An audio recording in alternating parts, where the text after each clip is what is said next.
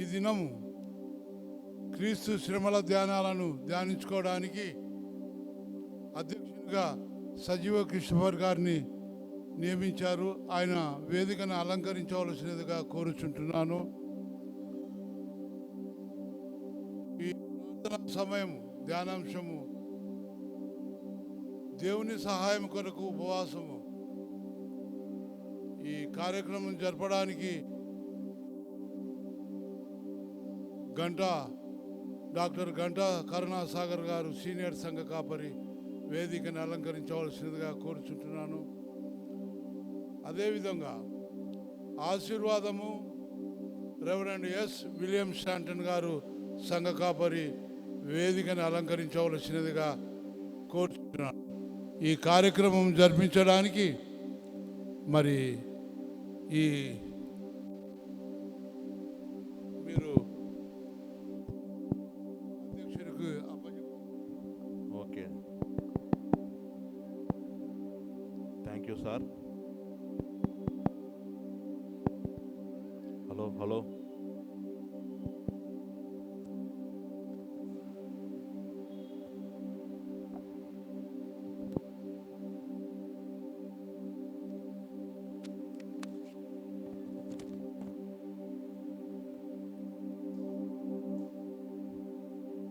మన ప్రభును రక్షకుడైన యేసుక్రీస్తు పరిశుద్ధ నామంలో ఈ లెంట్ 27వ దినము చేసిన మీ అందరికీ ఆయన పరిశుద్ధ నామంలో శుభములు తెలియజేస్తూ లెంట్ ప్రార్థనను ప్రారంభించుకుందాం. 26 దినములు గడిచిపోయాయి. 27 దినంలో మనం ప్రవేశించాం. కృపగల దేవుడు అటు సహాయము దయచేనుగాక. ఆమెన్. ప్రారంభ ప్రార్థన శ్రీమతి ఏ బ్యూలా చిట్టిబాబు గారు వారు వచ్చి మనల్ని ప్రారంభ ప్రార్థనలో నడిపిస్తారు.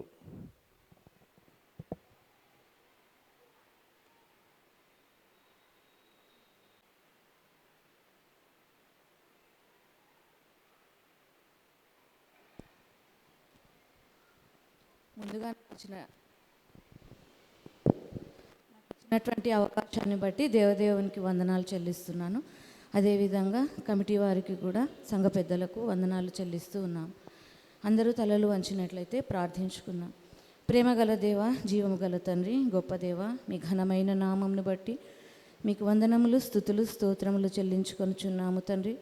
ప్రభానైనా మరి యొక్క సాయంకాల సమయంలో ప్రభా తండ్రినైనా మరి ఈ దినమున ప్రభ మరి మీ యొక్క శిలువ శ్రమలను గురించి ప్రభ మరి ధ్యానించుటకు మాకు ఇచ్చినటువంటి శ్రేష్టమైన సమయంను బట్టి మీకు వందనములు, స్తుతులు, స్తోత్రములు చెల్లిస్తున్నాము ప్రభ తండ్రినైనా. ప్రభ మరి గడిచినటువంటి 26 దినములు ప్రభ మరి మీకు మహిమకరంగా జరిగింపబడినటువంటి ప్రభ మరి ధ్యాన కూటములను బట్టి మీకు వందనములు, స్తుతులు, స్తోత్రములు చెల్లిస్తున్నాము తండ్రి. అవును ప్రభ మరి మేము ఇంకనూ ఈ లోకంలో పాపలమై ఉండగానే ప్రభ మరి మా కొరకు, మా పాపముల కొరకు తండ్రి మరి ప్రాణం అర్పించుటకునైనా ఈ లోకంలోనికి ప్రభ మరి తెంచినటువంటి గొప్ప దేవుడై ఉన్నారు తండ్రి. ప్రభ మరి మీరు సిలువనకు ప్రభ మరి అప్పగింపబడక మునుపు ప్రభ మరి పొందినటువంటి శ్రమలను తండ్రి మరి ధ్యానించుకొనుచుండగానైనా ఈ సన్నిధిలో ప్రభ మరి మమ్మల్ని జ్ఞాపకం చేసుకునండి ప్రభ. ప్రతి దినమునైనా ప్రభ మరి వాక్యము చేతనైనా మేము బలపరచబడుచున్నటువంటి విధానమును బట్టి కూడా మీకు వందనములు, స్తుతులు, స్తోత్రములు చెల్లిస్తున్నాము తండ్రి. అవును ప్రభ నాయనా తండ్రి మరి ఈ ఉపవాస దినములలో ప్రభ మరి ఎంతమంది అయితేనైనా మరి ఉపవాసం ఉండి ప్రభ మీకు సమీపముగా నాయనా ప్రభ మరి మిమ్మల్ని హత్తుకొని ప్రభ మరి తండ్రి మరి మీ యొక్క శిలువ శ్రమలను గురించి ధ్యానించుచున్నారు. అటు వారిని కూడా మీ సన్నిధిలో జ్ఞాపకం చేసుకొనమని అడిగి వేడుకొనుచున్నాము ప్రభ. దేవా మీకు వందనములు, స్తుతులు, స్తోత్రములు చెల్లిస్తున్నాము తండ్రి. మేమే పాటి వారమునైనా తండ్రి మరి బలహీనలము అయినప్పటికీ మమ్మల్ని ఎంతగానో ప్రేమించి ప్రభ మరి మాకు అనుగ్రహిస్తున్న రక్షణ భాగ్యమును బట్టి వందనములు, స్తుతులు, స్తోత్రములు చెల్లిస్తున్నాము ప్రభ తండ్రినైనా. ఈ దినము ప్రభ 27వ దినము మరి ఒకసారి తండ్రి మరి సంఘ ఆవరణంలో తండ్రి మరి మీ యొక్క వాక్యమును వినుటకు చేరి వచ్చిన ప్రతి ఒక్కరిని కూడా మీ సన్నిధిలో జ్ఞాపకం చేసుకో రానయ్యున్నటువంటి వారిని కూడా తండ్రి మరి సకాలమునకు రాజేయమని అడిగి వేడుకొనుచున్నాము ప్రభా. తండ్రినైనా మరి వాక్యం అందించనై ఉన్నటువంటి సంఘ సీనియర్ కాపరిగా కూడా మీ సన్నిధిలో జ్ఞాపకం చేసుకురండి. వారి వాక్యం ద్వారా ప్రభా మరి మేము ఆత్మలో మరింత బలపరచబడుటకు మీ సహాయమును మాకు అనుగ్రహించమని ఈ కొద్ది మనవులు మా ప్రభును ప్రియకుమారుడునైన యేసుక్రీస్తు పరిశుద్ధ నామంలో అడిగి వేడుకొనుచున్నాము తండ్రి. ఆమేన్. Thank you madam. ప్రారంభ ప్రార్థన చేసిన శ్రీమతి బ్యూల చిట్టుబాబు గారికి వందనాలు తెలియజేస్తూ ఆంధ్ర క్రైస్తవ కీర్తన నుండి 454వ పాట నేను నీ వాడనై ఉండే గోరేదన్ అనే పాట అందరం సంఘ క్వైర్ వాళ్ళతో కలిసి పాడుకుందాం.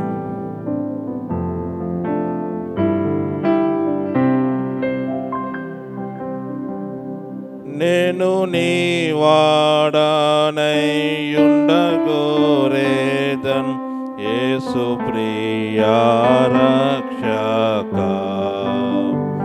నీవు చూపు ప్రేమాతిగా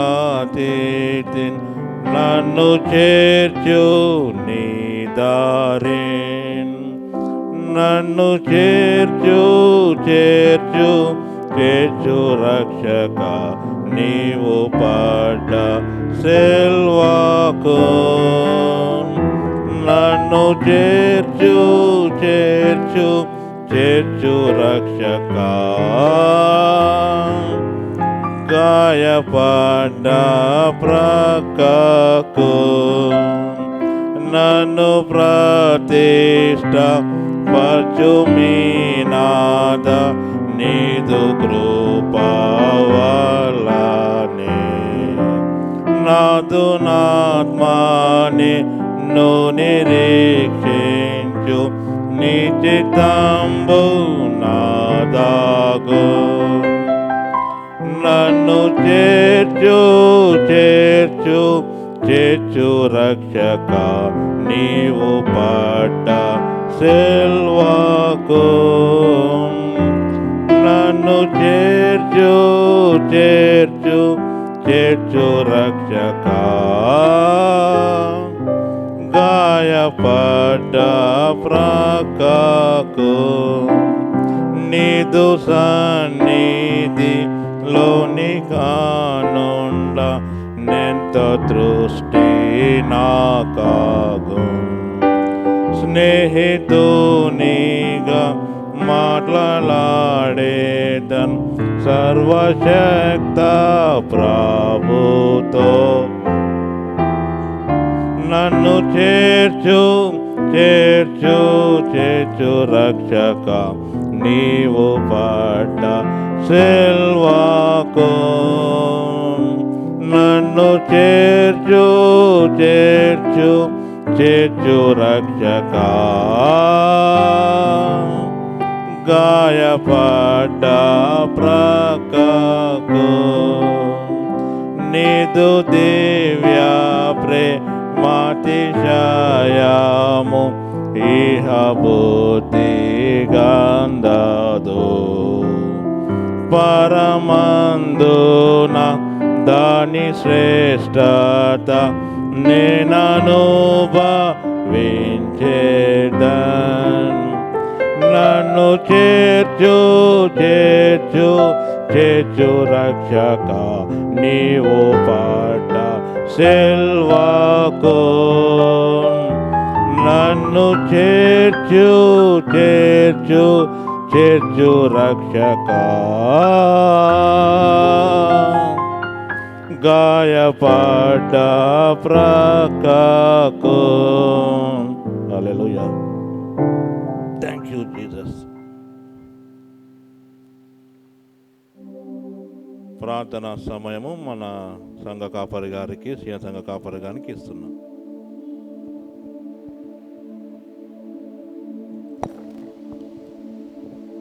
పరిశుద్ధ గ్రంథంలో నుండి అపోస్తలుడైన పౌలు ఫిలిప్పీలకు రాసిన పత్రిక 2వ అధ్యాయము 12-13 వచనాలు. అపోస్తలుడైన పౌలు ఫిలిప్పీలకు రాసిన పత్రిక 2వ అధ్యాయము 12-13 వచనము. కాగా ప్రియులారా, మీరెల్లప్పుడూ విధేయులై ఉన్న ప్రకారము నా ఎదుట ఉన్నప్పుడు మాత్రమే కాక మరెక్కువగా నేను మీతో లేని ఈ కాలమందును భయముతోనూ వణుకుతోనూ మీ సొంత రక్షణను కొనసాగించుకొనుడి. ఎందుకనగా మీరు ఇచ్చయించుటకును కార్యసిద్ధి కలుగచేయుటకును తన దయా సంకల్పము నెరవేర్చుటకై మీలో కార్యసిద్ధి చేయువాడు దేవుడే. ప్రియ దేవుని బిడ్డలారా, ఈ యొక్క ప్రార్థనా సమయంలో ప్రార్థనకు అడ్డుగా ఉన్న అడ్డంకులను గురించి నేర్చుకున్నాం. అలాగే ఎందుకు దేవుని సన్నిధిలో మనం ప్రార్థన చేయాలో నేర్చుకున్నాం. ఇప్పుడు ఏం చేస్తే దేవుడు మన ప్రార్థనకు జవాబిస్తాడో మనం నేర్చుకుంటూ ఉన్నాం. ఏం చేస్తే తప్పక ప్రార్థనకు జవాబిస్తాడు అంటే, ముందు అయ్యా నా ద్వారా నా జీవితంలో నానున్న పరిస్థితుల్లో నా ద్వారా నిన్ను మహిమపరిచేటట్టుగా నాకు సహాయం చేయమంటే తప్పకుండా ఆయన మహిమార్థమై నీ జీవితంలో కార్యం చేస్తాడు. అలాగనే అయ్యా నాకు మరింతగా నిన్ను తెలుసుకోవాలన్న ఆశ ఉంది అని ప్రార్థన చేస్తే తప్పకుండా ఆయన తన్ను తాను మనకు కనపరుచుకుంటాడు. అలాగనే అయ్యా నాకు జ్ఞానం లేదు, నాకు జ్ఞానం దయచేయమంటే ఆయన ధారాళముగా ఆ జ్ఞానాన్ని మనకిస్తాడట. ఈరోజు మరొక ప్రార్థన ఏంటంటే, ఆ ప్రార్థన అయ్యా నీకు విధేయుడుగా ఉండడానికి నన్ను బలపరచు, నీకు విధేయుడుగా ఉండుటకు నన్ను బలపరచు. ఇక్కడ 2వ అధ్యాయము ఫిలిప్పీయులకు రాసిన పత్రిక 2వ అధ్యాయంలో శిలువ మరణము పొందునంతగా విధేయత చూపిన యేసు ప్రభును గురించి 1 నుండి 11 వచనాలు మాట్లాడిన అపోస్తలుడైన పౌలు మన వ్యక్తిగత రక్షణ విషయంలో కూడా విధేయతని గురించి చాలా చక్కగా ఆయన మాట్లాడుతూ ఉన్నాడు. మనం రక్షించబడ్డాం, అయినా కూడా రక్షణ అనేది 3 భాగాలుగా ఉంటుంది. మొదటిగా ఆయన్ని నమ్మగానే, మన జీవితాలను సమర్పించుకోగానే మనం జస్టిఫైడ్ అవుతాం, నీతిమంతులుగా తీర్చబడతాం. That's called as a justification.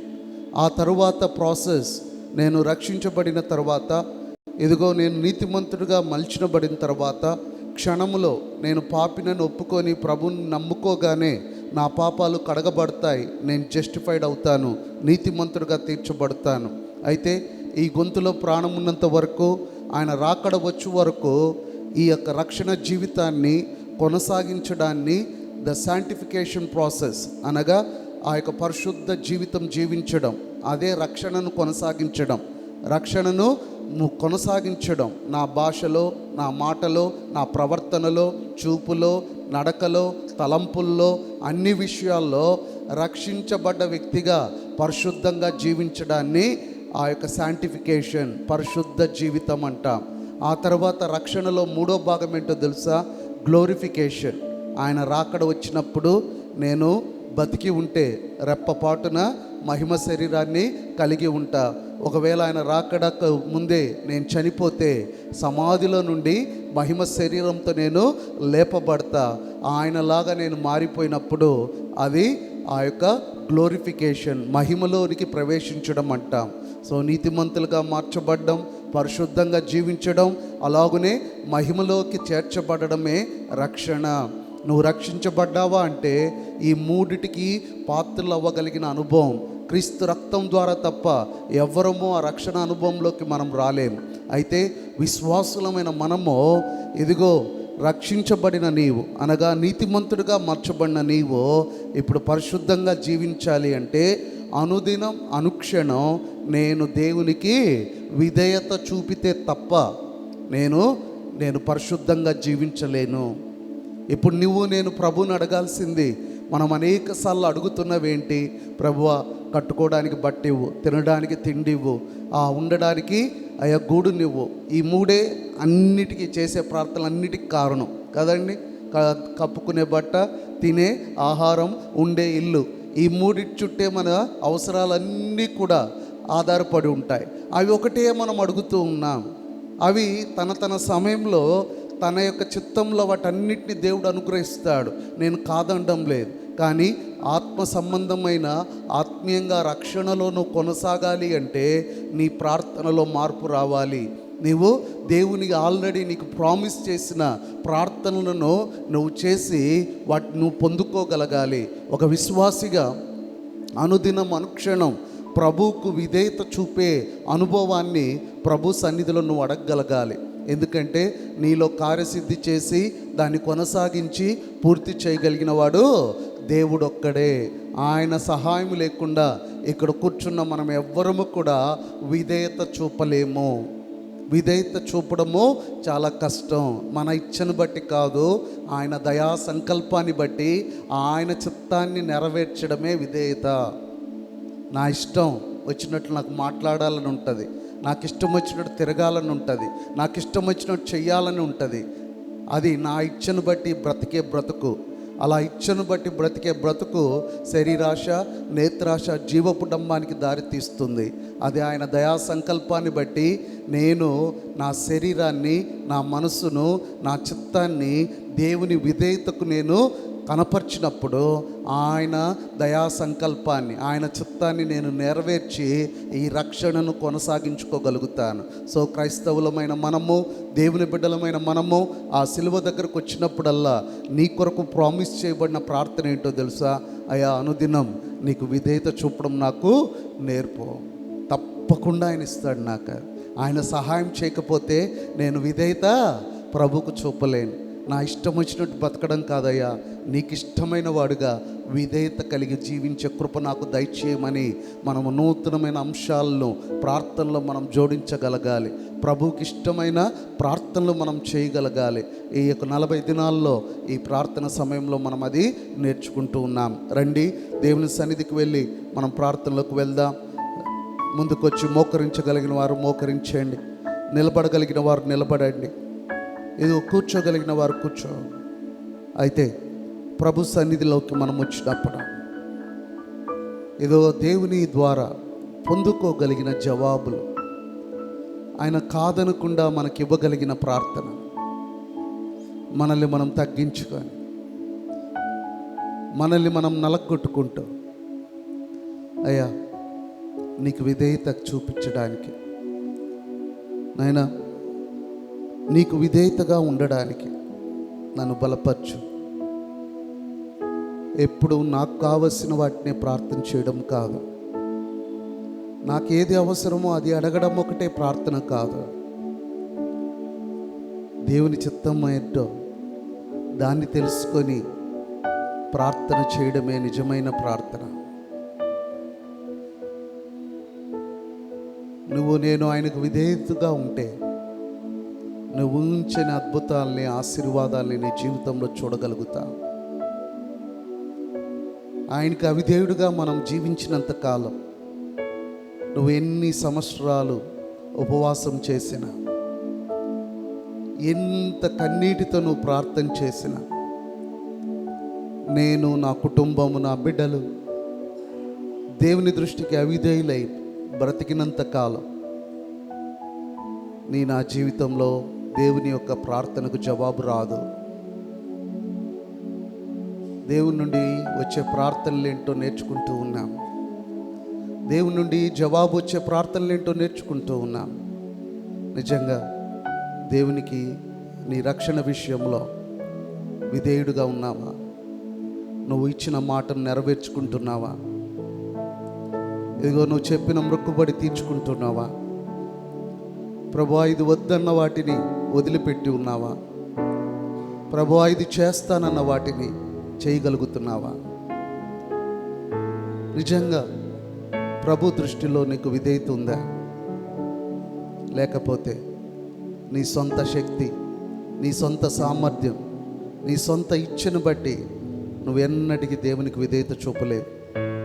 ప్రభుని అడుగు, అయ్యా నేను, నా కుటుంబం, నా సంఘం నీ వాక్యానికి, నీ మాటకు విధేయత చూపడం నా విషయంలో నన్ను బలపరచు ప్రభు అని ప్రభుని అడుగుదాం.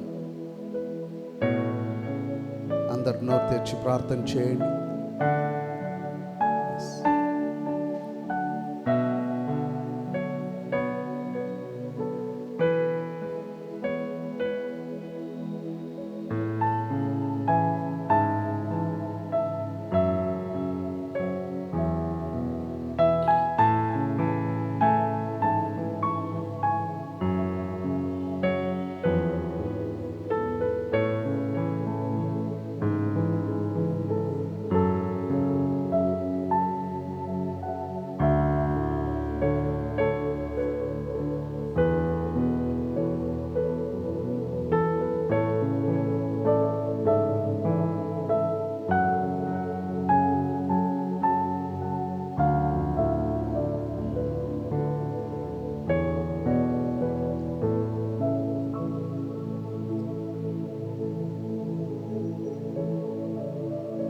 కృపా సత్య సంపూర్ణుడా పరలోకపు తండ్రి, నీ నామమును బట్టి నాయనా నీకు వందనములు, స్తుతులు, స్తోత్రములు నాయనా.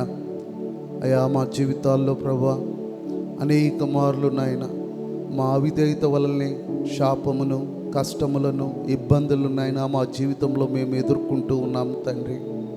నేను, నా కుటుంబము నాయన నీ దృష్టిలో ప్రభా నీ యొక్క వాక్యానికి, నీ చిత్తానికి విధేయత చూపడానికి నాయన మాకు కావలసిన బలమును నాయన మీరు మాకు దయచేయండి తండ్రి.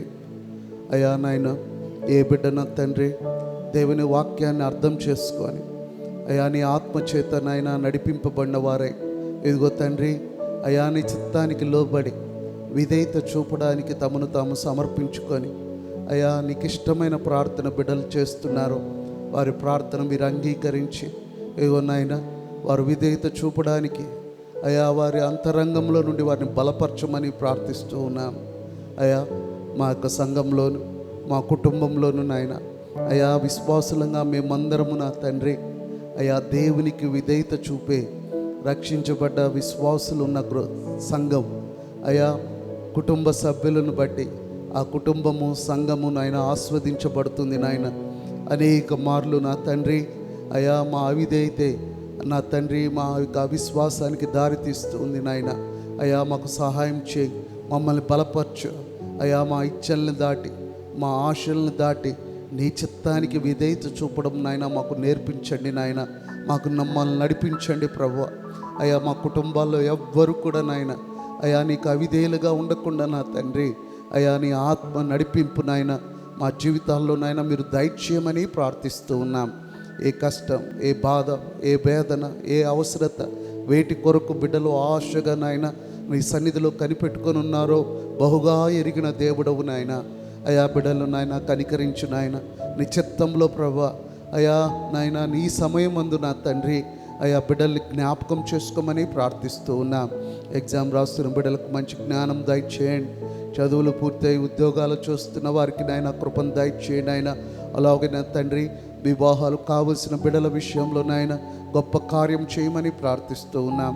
ఇదో నాయన వివాహాలై అయా బిడ్డల కొరకు ఆశగా కనిపెట్టుకున్న బిడ్డలకు నా తండ్రి పరలోక సంబంధమైన బహుమానంతో నాయన వారిని ఎదుర్కోమని ప్రార్థిస్తున్నాం. కుటుంబాల్లో నాయన అయా కష్టాలు, ఇబ్బందులు, సమాధానం లేని స్థితిలో ఉన్న వారిని నాయన జ్ఞాపకం చేసుకో అయా. సమాధానకర్త వారి జీవితాల్లో నాయన గొప్ప కార్యం చేయమని ప్రార్థిస్తూ ఉన్నాం. అనారోగ్యంతో ఉంటున్న బిడ్డలని నాయన అయా స్వస్థత దయచేయండి ప్రభువా. అయా ఆర్థికంగా చితికిపోయి అప్పుల బాధతో ఉంటున్న బిడ్డల్ని జ్ఞాపకం చేసుకుంటున్నాం. వారి కష్టార్జితాన్ని ప్రభువా మీరు ఆస్వాదించమని ప్రార్థిస్తూ ఉన్నాం. అయా ఎంతైనా నాయన మాకు చాలిన దేవుడవు నా తండ్రి. ఇగో నాయన అయా నీకు విధేయత కలిగి మా రక్షణను కొనసాగిస్తూ ఇగో తండ్రి మాలో కార్యసిద్ధి చేయగలిగిన దేవుని చేత గొప్ప కార్యాలను నాయన మా జీవితాల్లో రుచి చూసే గొప్పగా నాయన విశ్వాస జీవితాన్ని నాయన మా అందరికీ దయచేయమని ప్రార్థిస్తూ ఉన్నాం. ఏ విశ్వాసంతో నాయన బిడ్డలు నా తండ్రి రోజు వెంబడి రోజు వేగిరమే వచ్చి నీ సన్నిధిలో ప్రభా ప్రార్థించి అయా జవాబు పొందాలని ఆశపడుతున్నారు. నీ చిత్తంలో వారి ప్రార్థనకు జవాబిచ్చి మీరే మహిమ తెచ్చుకుంటారని నమ్ముచు ఈ కొద్ది విన్నపం యేసు క్రీస్తు పేరిట వేడుకుంటున్నాం తండ్రి, ఆమేన్. దయచేసి అందరం కూర్చుందాం. థ్యాంక్ యూ సార్ ప్రార్థన సమయం జరిపించినందుకు. ధ్యానాంశము దేవుని సహాయము కొరకు ఉపవాసము. బైబిల్ పఠనము కుమారి శ్వేత గారు. కుమారి శ్వేత గారు వచ్చి బైబిల్ పఠనం చదివి వినిపిస్తారు.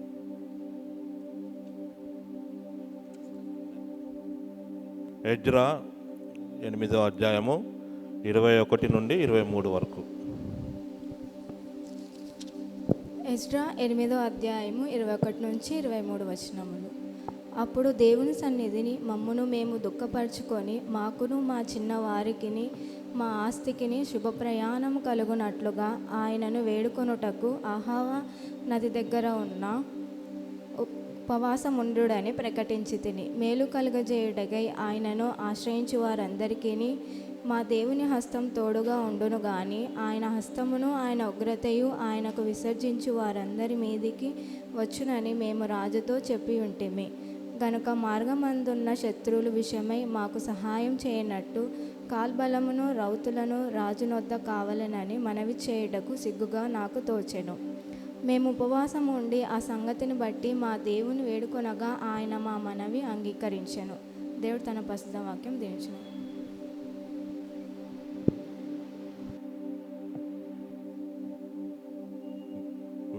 వేదవాక్య పట్టణం చెందిన కుమారి శ్వేత గారికి వందనాలు తెలియజేస్తూ ప్రత్యేక పాట మన బీవైఎఫ్ అండ్ సిసివైఎఫ్ యూత్ వారు వచ్చి పాట పాడతారు.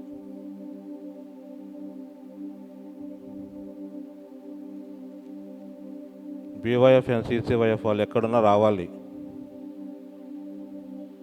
యవనస్తులు, సంఘ యవనస్తులు ఎక్కడున్నా బయట ఉన్నా రావాలి.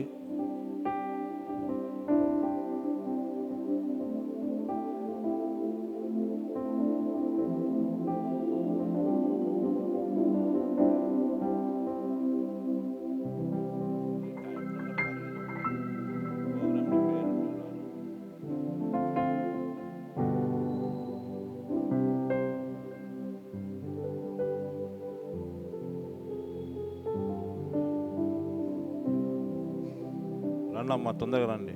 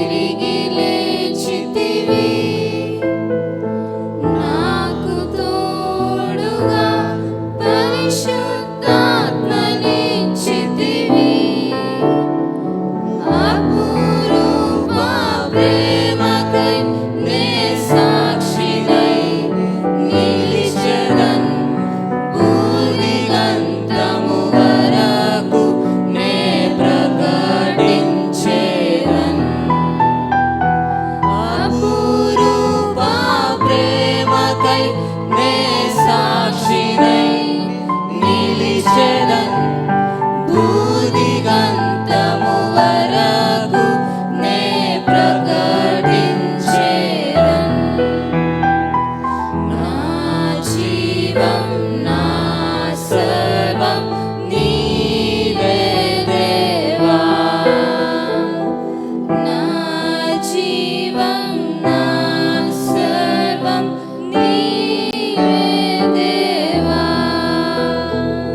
నా కొరకే బలి అయిన గొర్రె పిల్ల నా కొరకే రానున్న ఓ మెస్సయ్యా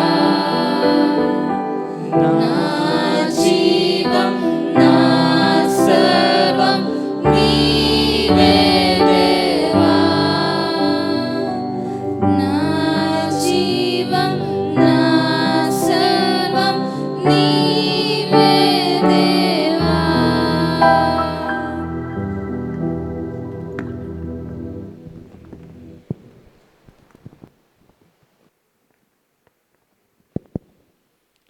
చాలా చక్కగా పాడినందుకు మన సంఘ యవనస్తులకు బీవైఎఫ్ అండ్ సిసివైఎఫ్ వరకు సంఘం తరఫున వందనాలు తెలియజేస్తూ సందేశం విందాం.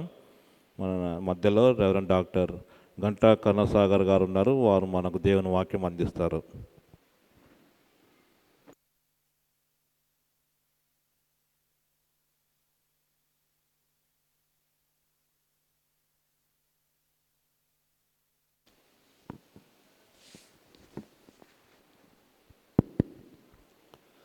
దేవుని నామానికి మహిమ కలుగును గాక. ప్రభు అయిన క్రీస్తులో మిమ్మను బలపరచుటకు దేవుడు నాకు ఇచ్చిన ఈ శ్రేష్టమైన సమయాన్ని బట్టి దేవునికి వందనాలు తెలియచేస్తున్నాను. దాదాపుగా ఆ యొక్క లెండేస్ చివరి వారాల్లోకి వచ్చి ఉన్నాం. మళ్ళా మిమ్మల్ని కలవాలి అంటే మళ్ళీ ఇంకొక లెండేస్ రావాలేమో కదా. అయినప్పటికీ మళ్ళీ ఒక్కసారి జ్ఞాపకం చేస్తాను. సంఘంలో రెగ్యులర్ సర్వీసెస్ ఉంటాయి. బుధవారం బైబిల్ స్టడీ ఒకటి జరుగుతుంది. ఆ యొక్క బైబిల్ స్టడీలో చాలా విషయాలు మనం నేర్చుకుంటూ ఉన్నాం.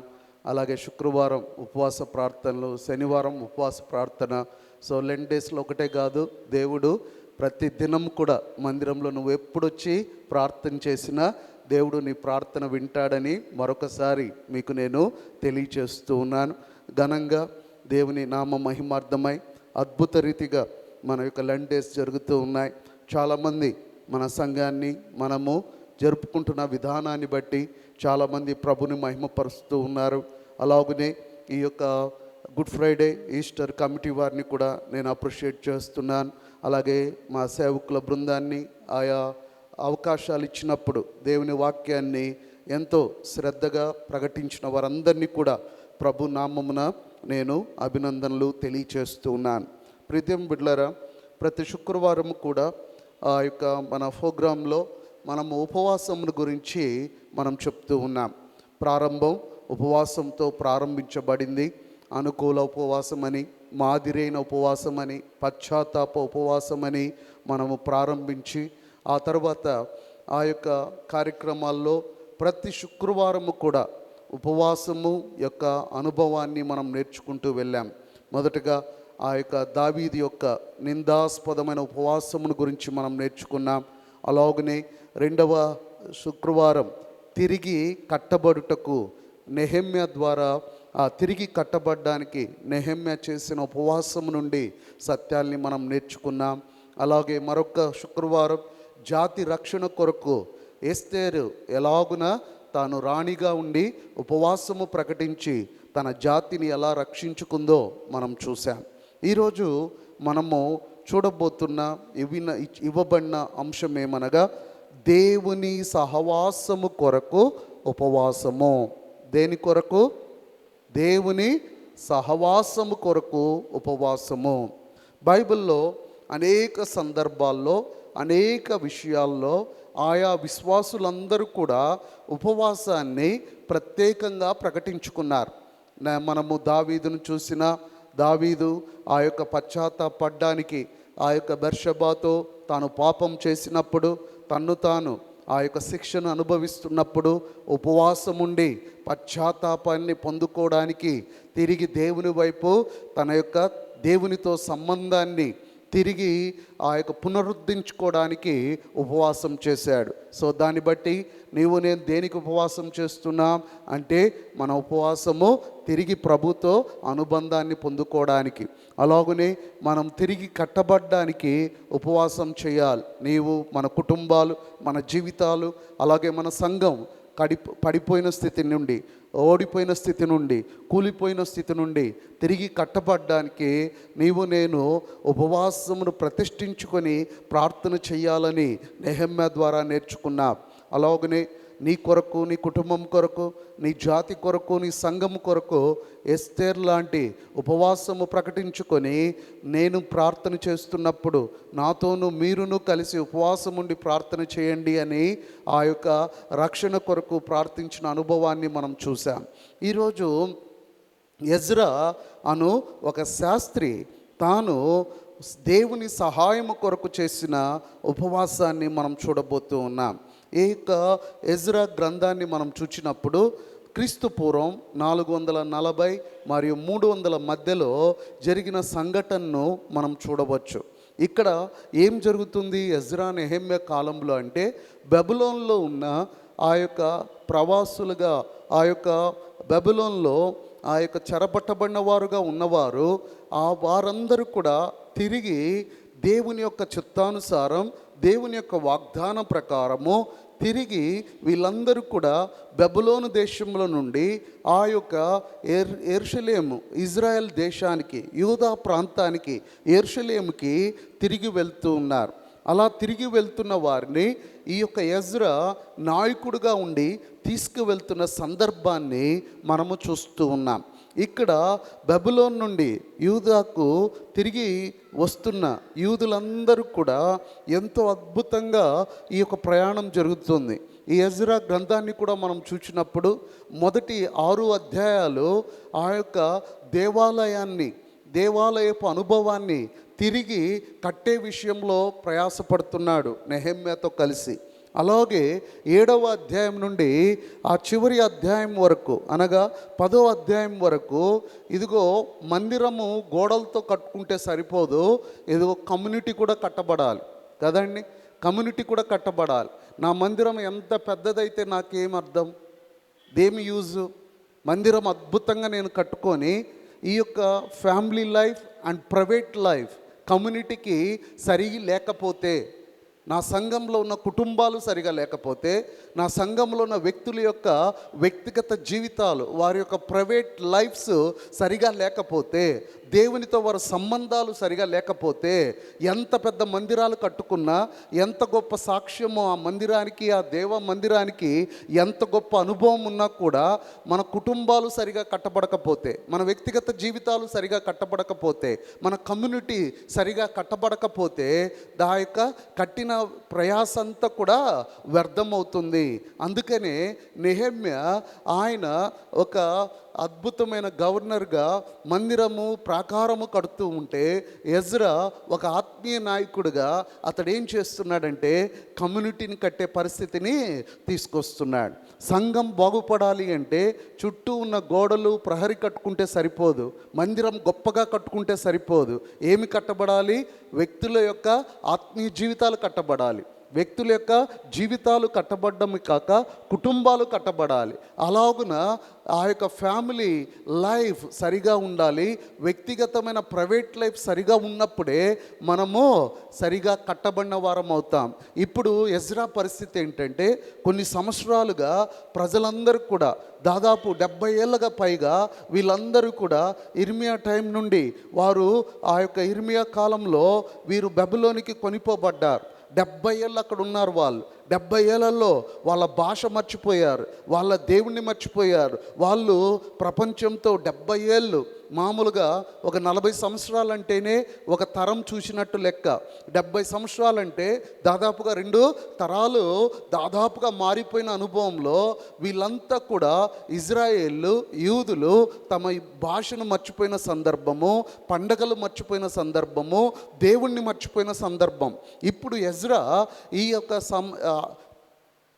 క్రీస్తు పూర్వం 440 అనగా 5th సెంచరీలో ఈ యొక్క ఎజ్రా వీళ్ళను తీసుకొని మరలా యెరూషలేం పట్టణానికి వెళ్తూ ఉన్నప్పుడు ఆయన చుట్టూ ఉన్న ఆ కమ్యూనిటీ ఎలా ఉంది అంటే దేవుని నుండి దూరం అయిపోయినారు, ధర్మశాస్త్రం నుండి దూరం అయిపోయినారు, దేవుని వాక్యం వారికి దగ్గర లేదు. వారి జీవితాలన్నీ కూడా దేవుని నుండి, దేవుని పరిస్థితుల నుండి దూరం అయిపోయి ఉన్నప్పుడు ఈ యొక్క ఎజ్రా వాళ్ళని రీబిల్డింగ్ చేసే విషయంలో, రిటర్నింగ్ వాళ్ళని తిరిగి తీసుకునే విషయంలోనూ, తిరిగి కట్టే విషయంలోనూ, వారిని నూతనపరిచే విషయంలో ఆ యొక్క యూద సంబంధమైన ఒక యాజకుడిగా, ఒక శాస్త్రిగా అనగా ఒక రబ్బాయి, ఒక బోధకుడుగా ఎంతో గొప్ప నిర్ణయం తీసుకొని ఉన్నాడు. చూడండి 7వ అధ్యాయం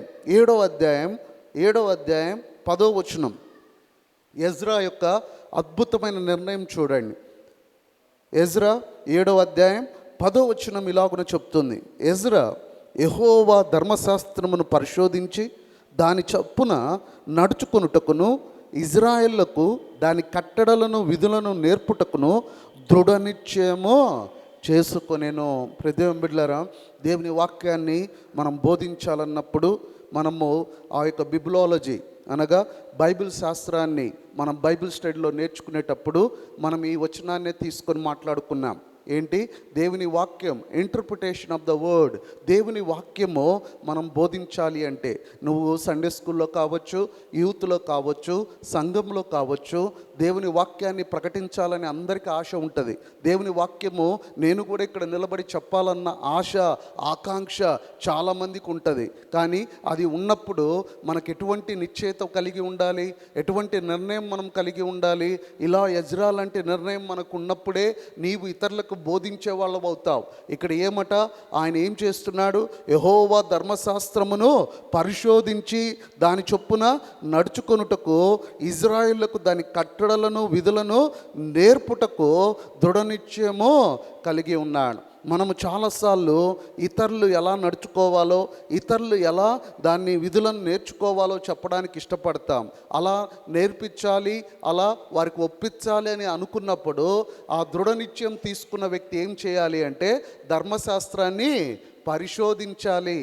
పరిశోధించకుండా, దాన్ని తెలుసుకోకుండా మనం ఎట్టి పరిస్థితుల్లో కూడా దేవుని వాక్యాన్ని ఆ యొక్క నిశ్చయత ఆ యొక్క ఎజ్రా ఎంత నిశ్చయత తీసుకో ఉన్నాడంటే, ముందు నేను దీన్ని పరిశోధిస్తా, దీన్ని పరిశోధించి దీని ప్రకారము నా ప్రజలు నడుచుకునేటట్లుగా, నేర్చుకునేటట్లుగా వారికి నేను బోధిస్తాను అని ఒక గొప్ప నిర్ణయం తీసుకున్నాడు. కారణం ఏంటి అంటే, బిల్డ్ చేయడం చాలా ఈజీ, కానీ ఆ యొక్క కమ్యూనిటీని బిల్డ్ చేయాలంటే కావాల్సింది ధర్మశాస్త్రమే, దేవుని వాక్యమే తప్ప మనుషుల్ని మార్చగలిగింది ఏది లేదు. మన డినామినేషన్స్ మన మనుషుల్ని మార్చలేవు, మన చర్చ్ బిల్డింగ్లు మనల్ని మార్చలేవు, మన యొక్క ఆ యొక్క వ్యక్తులు మన జీవితాలని మార్చలేరు, పాస్టర్స్ మన జీవితాలని మార్చలేరు, మన యొక్క వర్గాలు మనల్ని మార్చలేవు. మనల్ని మార్చగలిగేది ఒక్క దేవుని వాక్యమే. ఆ దేవుని వాక్యాన్ని ప్రతి విశ్వాసి, ప్రతి కుటుంబము వారు ఎలా నడుచుకోవాలో వాక్యానుసారంగా నేర్చుకోవాలి. అలాగే వారు ఆ వాక్యం చేత బుద్ధి చెప్పబడాలి, ఆ వాక్యం చేత దిద్దపడాలి, ఆ వాక్యం చేత ఖండించబడాలి. అప్పుడే వారి జీవితాల్లో ఆ కమ్యూనిటీ రీబిల్డ్ అవ్వబడుతుంది. ఇప్పుడు 6వ అధ్యాయం వరకు ఆ యొక్క స్ట్రక్చర్ కట్టిన ఎజ్రా 7వ అధ్యాయం నుండి ఈ యొక్క దృఢ నిశ్చయం తీసుకుంటాడు. అయ్యో, నేను కమ్యూనిటీని కూడా తిరిగి కట్టాలి అని అనుకున్నప్పుడు ఆ యొక్క రాజు అక్కడున్న నెహెమ్యాతోనూ ఎజ్రాతోనూ దేవుడు ఆ యొక్క రాజు యొక్క హృదయాన్ని దేవుని వైపు మలిచిన ఒక మంచి సందర్భం అది. దేవుడే ఆ యొక్క రాజు చేత రాజు యొక్క మనసును ఈ యొక్క ఇజ్రాయెల్ వైపు తిప్పి వారు తిరిగి యెరూషలేముకు వెళ్ళటానికి కావలసిన వాటన్నిటినీ కూడా ఈ రాజు సమకూరుస్తూ ఉన్నాడట. చూడండి, ఆ యొక్క 6వ అధ్యాయం 22వ వచనాన్ని మనం చూచినప్పుడు అక్కడ ఈ వాక్యము రాయబడి ఉంది. ఏమని రాయబడి అంటే, ఏలయనగా ఇజ్రాయేలు దేవుని మందిరపు పని విషయమై వారి చేతులను బలపరచుటకు యెహోవా అష్షూరు రాజు హృదయము వారి వైపు త్రిప్పి వారిని సంతోషింపచేసెను.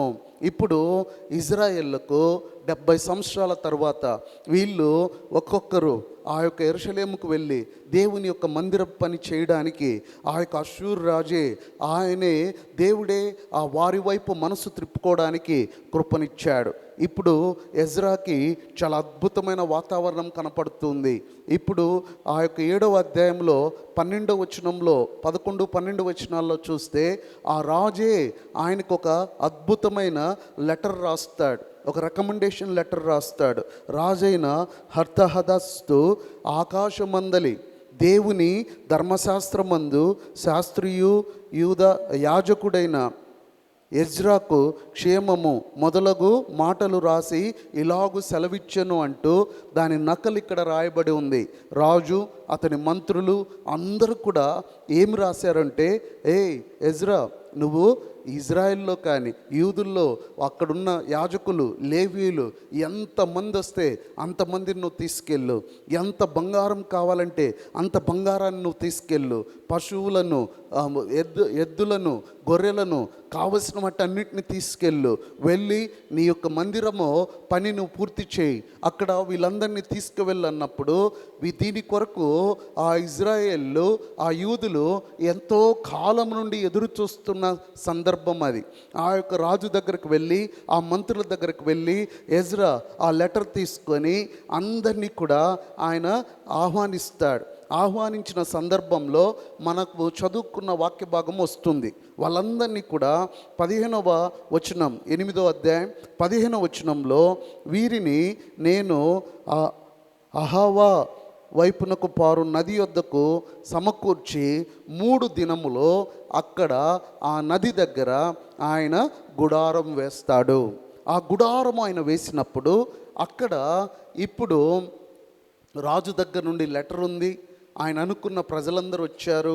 ఆ యొక్క ప్రజలందరినీ లెక్క చేసినప్పుడు, లెక్క చూచినప్పుడు ఆ 3 దినాల్లో అక్కడ జరిగిన సందర్భం ఏంటంటే, వాళ్ళలో లెక్క వేస్తే అందరూ వచ్చారు, కానీ వాళ్ళలో ఒక్కడు కూడా లేవీయుడు లేడట. ఒక్కడు కూడా దేవుని మందిరంలో పని చేయడానికి ఏర్పాటు చేయని వాళ్ళు లేకపోతే ఆ 3 దినాల్లో ఎజ్రా అందరికీ మళ్ళా నోటీస్ పంపుతాడు. అందరికీ ఆహ్వానం పంపినప్పుడు దాదాపుగా 200 మంది లేవీయులు వచ్చి ఆయనకి జాయిన్ అవుతారు.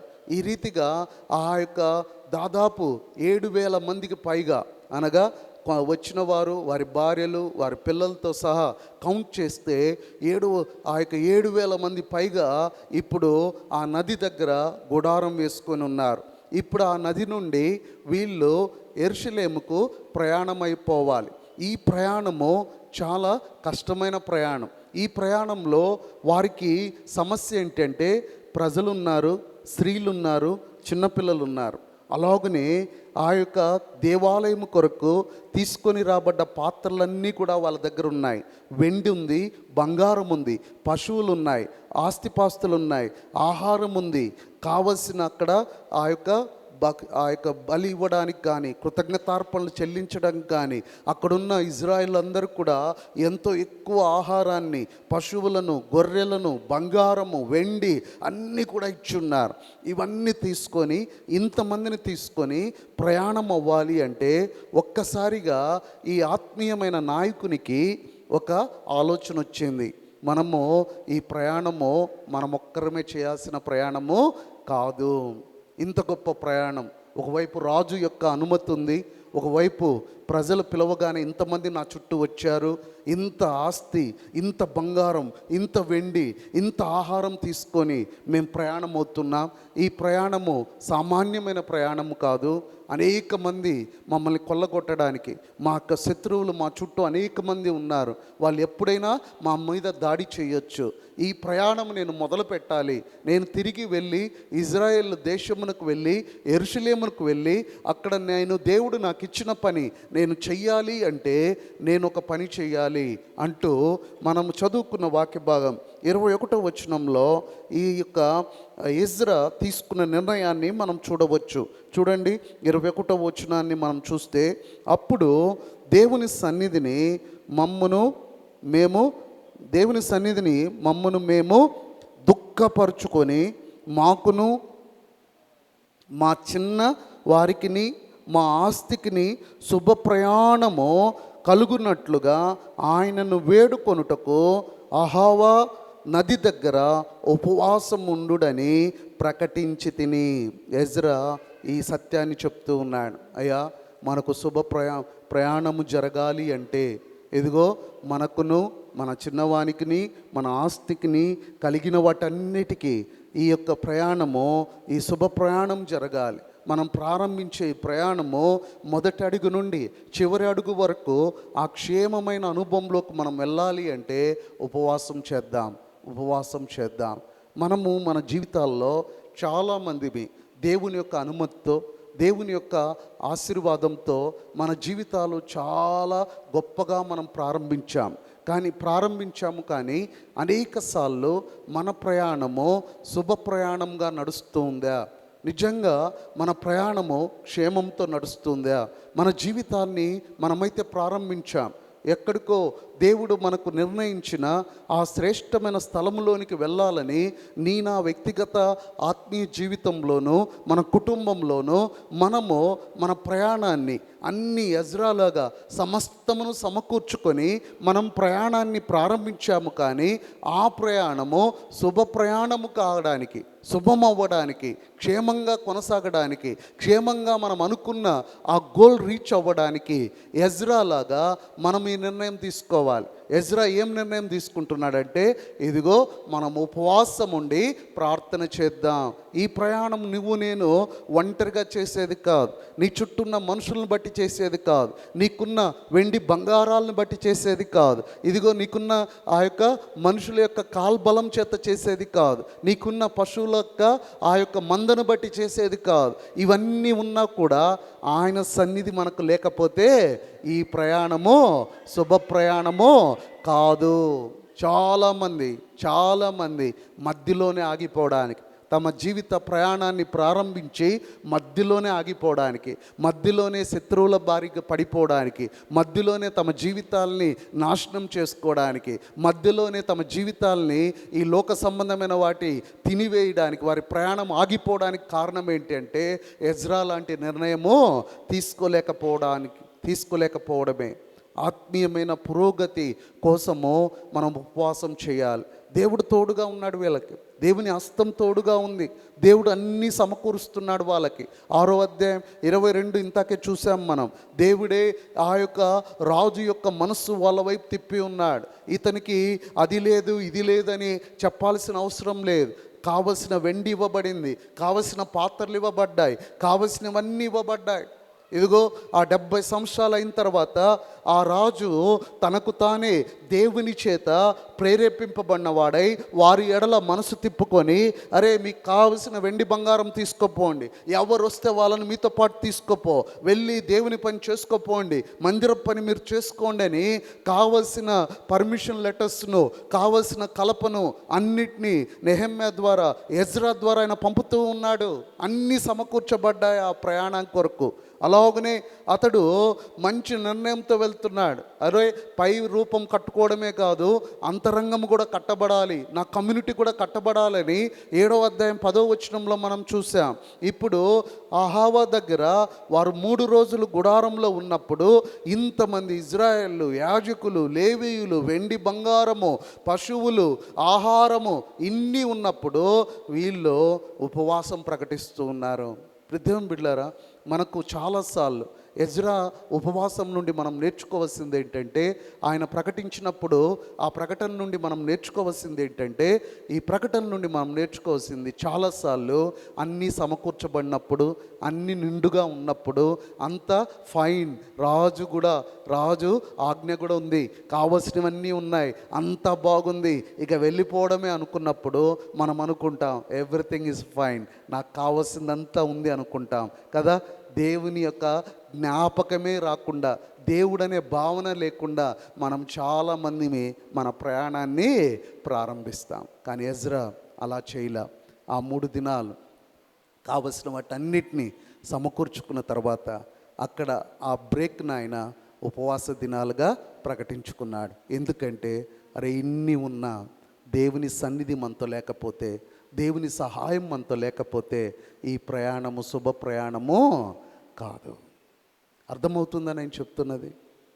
మనము చాలాసార్లు ఏమీ లేనప్పుడు దేవుని నుండి సహాయం కావాలని అడుగుతాం, కష్టాల్లో ఉన్నప్పుడు సహాయం కావాలని అడుగుతాం, ఇబ్బందిలో ఉన్నప్పుడు దేవుడి సహాయం కావాలనుకుంటాం, నీరసించిపోయినప్పుడు దేవుని సహాయం కావాలనుకుంటున్నాం, కృంగిపోయినప్పుడు దేవుని సహాయం కావాలనుకుంటున్నాం. ఇక్కడ ఎజ్రా నేను చెప్పిన ఏవి కూడా ఆయనకి లేవు, అన్నీ అద్భుతంగా ఉన్నాయి. కావలసిన పర్మిషన్ ఉంది, కావలసిన డబ్బు ఉంది, కావలసిన కాల్బలం ఉంది, కావలసినంత పశు సంపద ఉంది, అన్నీ ఉన్నాయి, నాయకత్వం ఉంది, అన్నీ ఉన్నా కూడా అతను ఏం నిర్ణయించుకున్నాడంటే, ఒరే మన ఆత్మీయమైన ఆధ్యాత్మికమైన ప్రయాణము శుభ ప్రయాణం కావాలి అంటే అది దేవుని యొక్క సన్నిధి కావాలి. దేవుని సహాయము లేకుండా మన ప్రయాణము ముందుకు సాగదు. ఒకవేళ సాగినా అది పూర్తి చేయబడదు. ఈరోజు చాలామంది, అందుకనే మన పితరులు మన పెద్దలు మనకు నేర్పించే ప్రతి ఉదయము నువ్వు ప్రార్థనతో నీ జీవితాన్ని ప్రారంభించు. ఎందుకంటే every day is a journey for you, every month is a journey for you, every year is journey for you. నీ జీవితంలో కొత్తగా నువ్వు ప్రయాణించే ప్రతి ప్రయాణము కూడా శుభ ప్రయాణంగా మారాలి అంటే నీవు దేవుని సహాయము కొరకు ఉపవాసం చేయాలి. నువ్వు దేవుడు లేకుండా, దేవుని సన్నిధి లేకుండా నీ ప్రయాణము శుభ ప్రయాణము కాదు. ఈరోజు నేను నేర్చుకునే ఒక అద్భుతమైన పాఠం ఏంటి అంటే, ఎక్కడ నువ్వు ఆగిపోయావో, ఎక్కడ నువ్వు శత్రువు పాలైపోయావో, ఎక్కడ ఒక అద్భుతంగా ప్రయాణించిన నీ ప్రయాణం, ఆధ్యాత్మికమైన ప్రయాణం కావచ్చు, నీ కెరియర్ కావచ్చు, నీ కుటుంబం కావచ్చు, నీ సంఘం కావచ్చు, ఈరోజు ఇంతగా మనము గాయపడడానికి, ఇంతగా ఓడిపోవడానికి, ఇంతగా మనం పడిపోవడానికి, ఇంతగా మన ప్రయాణము అర్ధాంతరంగా ఆగిపోవడానికి కారణం ఏంటి అంటే, ఎజ్రా లాగా శుభ ప్రయాణము కొరకు మనము ఆయన సహాయము కొరకు ఉపవాసము ప్రకటించుకోవాలా. ఉపవాసం అంటే నథింగ్. ఉపవాసం అంటే దేవుని దగ్గరకు జీవించడం, ఆయన దగ్గరకు రావడం, ఆయన సన్నిధికి వచ్చి, అయ్యా నీ సన్నిధికి వచ్చి మేము మా చిన్నవారు, మా ఆస్తి, మా ప్రయాణము శుభ ప్రయాణం అగులాగున ఆయన దగ్గర ఉపవాసము చేద్దాము. ఇక్కడ ఇంకొక అద్భుతమైన విషయం, ఆయన ప్రకటించుకోవడమే కాదు, ఆశించడమే కాదు. 22వ వచనాన్ని మనం చూస్తే 22వ వచనంలో ఎజ్రా యొక్క విశ్వాసం ఎంత బలమైందో మనకు కనపడుతుంది. ఇక్కడ చూడండి, ఎజ్రా యొక్క విశ్వాసము మనం చూస్తే 22వ వచనంలో మనము చూస్తే అక్కడ చివరి భాగం, ఆ యొక్క 22వ అధ్యాయం చివరి భాగం మనం చూస్తే, ఆ యొక్క మార్గమందున శత్రువుల విషయమై మాకు సహాయము చేయనట్లు కాల్బలమును రౌతులను రాజు వద్ద కావాలని మనవి చేయుటకు సిగ్గుగా నాకు తోచెను. ఎజ్రాకి ఏ విషయం సిగ్గుగా తోచిందట? రాజు దగ్గరకు పోయి, రాజుగారు ఇంతమంది జనాలు, ఆడవారు, చిన్నపిల్లలు, ఇంత ఆస్తి, బంగారము, వెండి పట్టుకొని వెళ్తున్నాం, ఆహారాన్ని పట్టుకొని వెళ్తున్నాం, ఇది చాలా సుదీర్ఘమైన ప్రయాణం కదా. బబులోన్ నుండి ఇజ్రాయేళ్లకు కాలినడకన వెళ్తూ ఉన్నప్పుడు మా చుట్టూ అనేక మంది శత్రువులు ఉన్నారు, మాకు ప్రొటెక్షన్ కావాలయ్యా, మాకు కావాల్సింది ఇదిగో మాకు సైనికులు, రౌతులు, మాకు కాల్బలము, రౌతులను మాకు ఇవ్వగలిగితే వాళ్ళు మా ముందు వెనక వస్తూ ఉంటే మమ్మల్ని అద్భుతమైన ప్రొటెక్షన్ మాకుంటుంది అని అడగడానికి ఈయనకు సిగ్గు అనిపించిందట. ఎందుకు సిగ్గు అనిపించింది? అడిగితే ఏమి, ఎజ్రా అడిగితే ఇవ్వరా? చూడండి 6వ అధ్యాయంలో మనం చూస్తే 6వ వచనం దయచేసి గమనించండి. 8వ అధ్యాయం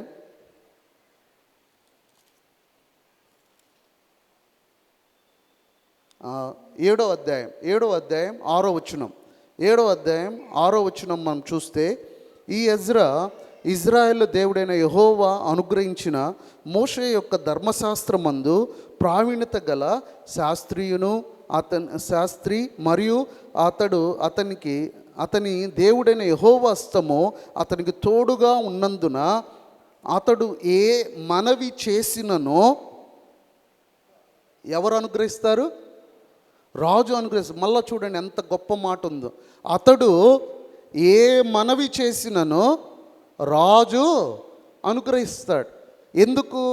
ఎజ్రా ధర్మశాస్త్రమెందు ప్రావీణ్యత కలిగిన వాడు. ధర్మశాస్త్రములో అతడు నిత్యము నిరంతరము దావీదు కీర్తన చెప్పినట్టు ధర్మశాస్త్రమును దివారాత్రము దాన్ని ధ్యానించువాడు ధన్యుడు.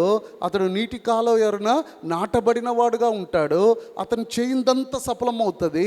ఇతడు ప్రావీణ్యత కలిగిన శాస్త్రి. మరియు దానికి తోడు ఎవరైతే దేవుని వాక్యం వల్ల ప్రావీణ్యత కలిగి ఉంటారో ఆటోమేటిక్గా దేవుని హస్తం అతనికి తోడు ఉంటుంది. దేవుని హస్తం ఎవరికైతే తోడు ఉంటుందో దేవుడు అతన్ని ఎక్కడికి తీసుకువెళ్ళినా రాజు అతడు ఏం మనవి చేస్తే అది అనుగ్రహించేటట్టు ఆ యొక్క ఎజ్రా యొక్క జీవితం ఉంది. కానీ ఈ యొక్క 22వ వచనంలో మనం చూస్తే ఏమంటున్నాడు అంటే, అయ్యో ఒకవేళ శత్రు విషయమై మాకు సహాయం కావాలయ్యా, మా ప్రయాణము శుభ ప్రయాణం కావాలి, మేము శ్రేష్టమైన రీతిలో క్షేమంగా మేము చేరాలంటే మాకు సైనికుల కాల్బలం కావాలి, రౌతులు కావాలి, గుర్రములతో మాకు ప్రొటెక్షన్ ఇవ్వగలిగితే బాగుంటుందని రాజును అడగడానికి సిగ్గు కలిగిందట. ఎందుకు సిగ్గు కలిగింది? ఎందుకు రాజు దగ్గరికి వెళ్ళి ఎజ్రా ఏమడిగినా ఇస్తాడు కదా, అయినా ఇతను సిగ్గుగా ఎందుకు తోచను అని మనం చూస్తే అదే 22వ వచనం ఎజ్రా 8వ అధ్యాయం 22వ వచనం మొదటి భాగాన్ని మనం చూస్తే అక్కడ ఎంత అద్భుతంగా దేవుని యొక్క విశ్వాసం, దేవుని ఎడల ఎజ్రా యొక్క విశ్వాసాన్ని మనం చూడవచ్చు. మేలు కలుగ చేయుటకై ఆయనను ఆశ్రయించు వారందరికీ మా దేవుని హస్తము తోడుగా ఉండును కానీ ఆయన హస్తమును ఆయన ఉగ్రతయు ఆయనను విసర్జించు వారందరి మీదికి వచ్చునని మేము రాజుతో చెప్పి ఉంటిమి గనుక. ఏం చేశాడండి? ఏంది ఇక్కడ? జాగ్రత్తగా మనం అర్థం చేసుకుంటే ఎందుకు ఇతనికి సిగ్గుగా తోచిందో తెలుసా? అయ్యా అంతా బాగుందయ్యా, మాకు సైనిక బలం కావాలి, మాకు రౌతులు కావాలి, మాకు బలం కావాలి అని అడిగితే ఇప్పుడు తాను ముందు రాజు దగ్గర గొప్పగా ఒక విషయం చెప్పాడంట. ఏం చెప్పాడట? మేలు కలుగ చేయుటకై ఆయనను ఆశ్రయించు వారందరికీ మా దేవుని హస్తము తోడుగా ఉంటుంది. అలా కాకుండా ఆయన విసర్జిస్తే ఆయన హస్తము ఉగ్రత వారి మీదకి వస్తుందని చెప్పాడు. ఇప్పుడు ఎజ్రా వీళ్ళ టీం అంతా కూడా మంచి చేయడానికి, మేలు చేయడానికి దేవుని ఆధారపడి వెళ్తున్నారు. దీని విషయమై రాజు దగ్గర ఎజ్రా ఎంత గొప్పగా చెప్పాడంటే, మేము వెళ్తుంది దేవుని పని మీద, మేము వెళ్తుంది దేవుని కొరకు, మేము వెళ్తుంది దేవునితో వెళ్తున్నాం, దేవుణ్ణి ఆశ్రయించి వెళ్తే దేవుని హస్తం వాళ్ళకు తోడుగా ఉంటుంది అని చెప్తే ఇప్పుడు వెళ్ళి సార్ మాకు కొంచెం ప్రొటెక్షన్ కావాలి సార్ అంటే ఎట్టుంటుందంటే సేమ్ థింగ్ కదా, సిగ్గుగా ఉంటుంది. మనం చాలాసార్లు గొడవడు బలి పోలీస్ దగ్గరికి వెళ్ళినప్పుడు వాళ్ళు చెప్పే మాటలు అవే, ఎంత సిగ్గు తగులుతుందంటే, ప్రపంచానికి అంత సమాధానం శాంతి అని చెప్పే మీరేందయ్యా ఫైటింగ్ చేసుకొని మా దగ్గరికి వస్తారంటే అంతకన్నా సిగ్గుమాలిన విషయం ఇంకోటి లేదు. అంతకన్నా సిగ్గుమాలిన విషయం ఇంకోటి లేదు మనకి. మనం అలా అలవాటు పడ్డాం. ఎజ్రా అలా అలవాటు పడ్డానికి ఇష్టపడలా. నేను ఏది ప్రకటించానో, రాజు ముందు నేను ఏ విషయంలో నేను సంతోషించానో, ఏ విషయంలో నేను విశ్వాసంతో చెప్పానో, మేలు చేయడం ఉద్దేశించి ఆయన ఎవరైతే ఆశ్రయిస్తారో వారికి ఆయన హస్తం తోడుగా ఉంటుందని చెప్పాను. ఇప్పుడు వెళ్ళి అయ్యా మాకు ప్రొటెక్షన్ కావాలని నేను వాడిని అడిగితే, రాజుగారిని అడిగితే, అప్పుడు నాకే సిగ్గనిపిస్తుంది. మీ దేవుని హస్తం మీకు లేదా అని రాజు అన్నాడు అనుకో, ఎంత అవమానం నాకు. మీ దేవుడు చేయలేడా? మీ దేవుడు ప్రొటెక్షన్ ఇవ్వలేడా? మేలు చేయడానికి పోతే దేవుని హస్తం మీ తోడుగా ఉంటుందన్నాడే లేదా? ఇప్పుడు ఈ విశ్వాస విషయంలో ఎజ్రా తన ప్రజలందరినీ కూడా ఉపవాసం ఉండి ప్రార్థన చేయండి. మనకు దేవుని సహాయం కావాలా? దేవుడు కాకపోతే ఇంకెవ్వరూ చేయలేరు. దేవుడు కాకపోతే ఇంకెవరూ చేయలేరు. కొన్ని క్యారెక్టర్స్ బైబిల్లో మనం జాగ్రత్తగా చదివి వాటిని పరిశోధించి ధ్యానించి నేర్చుకుంటే, పులిపిట్ నుంచి ఉన్న పాస్టర్ నుండి సంఘ పెద్దలు, విశ్వాసుల వరకు ఈ క్యారెక్టర్స్, వాటి వెనకాలన్న వారి విశ్వాసం విషయమై వారు పోరాడిన విధానము, ప్రభు విషయంలో వారు రోషము కలిగి జీవించిన విధానము, వారు తీసుకున్న నిర్ణయాల్ని మనం చూస్తే సంఘ విషయము కావచ్చు, మన కుటుంబ విషయం కావచ్చు, మన వ్యక్తిగత జీవితాల్లో కావచ్చు, రోషము కలిగి మనము నిర్ణయాలు తీసుకోగలుగుతాం. ఇప్పుడు తాను ఏది ప్రకటించాడో, ఏది రాజుకు మనవి చేశాడో, ఏది రాజు ఎదుట తన విశ్వాసాన్ని ప్రకటించాడో, ఆ విశ్వాసాన్ని కాదని వెళ్ళి నేను ప్రొటెక్షన్ అడిగితే, లౌకికమైన భద్రత కంటే దేవుని విశ్వసించడమే బెటర్ అనుకున్నాడు గనుక తన ప్రజలకు చెప్తున్నాడు, రండి మనం ఉపవాసము ప్రకటిద్దాం. ఆయన హస్తం మనకు తోడు లేకపోతే మనము ముందుకు కొనసాగలేము. ప్రతిమ బిడ్డలారా, మనకు సహాయము అన్నీ ఉన్నాయి. అడిగితే ఆ యొక్క పర్మిషన్ కూడా, అడిగితే ప్రొటెక్షన్ కూడా వచ్చేంత అద్భుతంగా దేవుని హస్తం ఎజ్రాకు తోడుగా ఉంది. కానీ తన విశ్వాస విషయంలో శుభ ప్రయాణం మనకు కావాలి అంటే నువ్వు నమ్మిన విశ్వాసం కోసం నువ్వు ఉపవాసం ఉండాలి. విశ్వాసం ఉంటే సరిపోదు, ఆ విశ్వాసాన్ని కాపాడుకోవడానికి కూడా నేను ఉపవాసం ఉండాలి. I won't go to anybody, నేను ఎవరి దగ్గరికి వెళ్ళను. I will stood for that. చాలాసార్లు మా వ్యక్తిగత జీవితాల్లో, సేవలో కూడా ఇటువంటి అనుభవాలు ఎన్నిటినో మేము పొందుకున్నాం. నేను 2009 వరకు ఏషియన్ బైబిల్ కాలేజీలో ఫ్యాకల్టీగా నేను పనిచేస్తున్నప్పుడు భారతదేశమంతా కౌన్సిలింగ్ ప్రోగ్రామ్ చేస్తూ, కన్యాకుమారి నుండి కాశ్మీర్, ఇట గుజరాత్ నుండి నార్త్ ఈస్ట్ అన్ని రాష్ట్రాల్లో ఒక టీటీ మాస్టర్, ఎంటీగా అనగా మాస్టర్ ట్రైనర్గా నేను కౌన్సిలింగ్ ప్రోగ్రామ్ చేస్తూ, పాశ్రమ గారిని పెళ్లి చేసుకొని సింగరాయకొండ అనే ఒక చిన్న ఊరిలో అన్నీ విడిచిపెట్టి ఉన్నాను. ఎంటీహెచ్ పూర్తయింది, waiting for some visa, America visa కోసం ఎదురు చూస్తున్నా. అది 1 year అయింది, రిజెక్ట్ అయింది. Everywhere I got a problems. వాళ్ళ దగ్గరికి వెళ్ళొచ్చు కదా, వీళ్ళ దగ్గరికి వెళ్ళొచ్చు కదా, ఐ గాట్ సమ్ ప్రాబ్లం. అరే, నేను సిద్ధపడ్డాను, సంఘాల్ని బలపరచాలన్న ఆలోచన ఉంది, దేవుడే మార్గం ఇవ్వాలా, దేవుడే కార్యం చేయాలా. నేను వెళ్ళి ఒక సార్ దగ్గర, ఒక అంకుల్ దగ్గర, ఒక చర్చి దగ్గరకు వెళ్ళి నాకు సహాయం చేయి, కొత్తగా పెళ్ళయింది, నేను సేవ చేస్తాను, నాకు ఒక్క అవకాశం ఏంటి, బతకడానికి కారణం, బతుకుతాను నేను కూడా అని అడుక్కునే అనుభవం నాకు ఉండకూడదు, అది నా విశ్వాసానికి వ్యతిరేకము అని భావించి పాశ్రమ గారు వరల్డ్ విజన్ డ్యూటీకి వెళ్ళగానే నేను సింగరాయకొండ నుంచి రామాయపట్నం చాలా దగ్గర, అక్కడ నుండి ఆ యొక్క బస్సులో వచ్చి దిగి వెళ్ళి రామాయపట్నం ఆ యొక్క చర్చిలోకి వెళ్ళి ఆ పుల్పిట్ దగ్గర ఇక్కడే మోకరించి ప్రార్థన చేశాను. ప్రభా, నేను ఎవ్వరి దగ్గరికి వెళ్ళను ప్రభా, నీ చిత్తం నన్ను నీ సంఘాల్లో వాడుకోవాలంటే నువ్వే ద్వారం తెరువు. జనవరిలో నేను ప్రార్థన చేస్తే ఏప్రిల్లో దేవుడు నేను ఊహించని గొప్ప సంఘంలోకి నన్ను తీసుకెళ్ళాడు. 6 నెలలకి ఇంకో సంఘానికి తీసుకెళ్ళాడు. 12 ఏళ్ళకి నన్ను కర్నూలుకి తీసుకొచ్చాడు. అక్కడ 3 ఏళ్ళ తర్వాత నన్ను ఇక్కడ సీనియర్ సంఘ కాపరిగా నన్ను ఇక్కడ తీసుకొచ్చాడు. When you believe you have to pray. నువ్వు నమ్మిన దానికోసం నువ్వేం చేయాలా? ప్రార్థన చేయాలి. నువ్వు ప్రార్థన చేయకపోతే నీ ప్రయాణము శుభ ప్రయాణం కాదు. నువ్వు నమ్మావు, దేవుడు పిలిచినవాడు నమ్మదగినవాడు అన్నప్పుడు, నా ప్రయాణం ఆయన జీవితం ఆయన చేతికి అప్పగించినప్పుడు వీ హ్యావ్ టు ప్రే. ఇక్కడ ఎజ్రా చేసింది అదే, నాకు సిగ్గు అనిపిస్తుంది. వెళ్ళి అయ్యా మాకు క్షేమం కలిగేటట్లు కాల్బలాన్ని, ఇదిగో రాజు ఆ యొక్క రౌతుల్ని మాకు ప్రొటెక్షన్కి ఇమ్మంటే నో లెట్స్ ప్రే అట్లా పోవడానికి నాకు సిగ్గు అనిపిస్తుంది. ఎందుకంటే దేవుని హస్తం నాకు తోడుగా ఉంటుంది. సమయాన్ని బట్టి నేను క్లోజ్ చేస్తాను. చూడండి, దేవుని వాక్యం కూడా చెప్తుంది కదా, 121వ కీర్తన 1వ వచనం, మనందరికి తెలిసిన వాక్యం చెప్దామా? 121వ కీర్తన 1వ వచనం ఏంటది? చెప్దాం. కొండల తట్టు నా కన్నులెత్తుచున్నాను, నాకు సహాయం ఎక్కడి నుండి వచ్చును? యెహోవా వల్లనే నాకు సహాయం కలుగును. చూడండి ఎంత అద్భుతమైన మాట.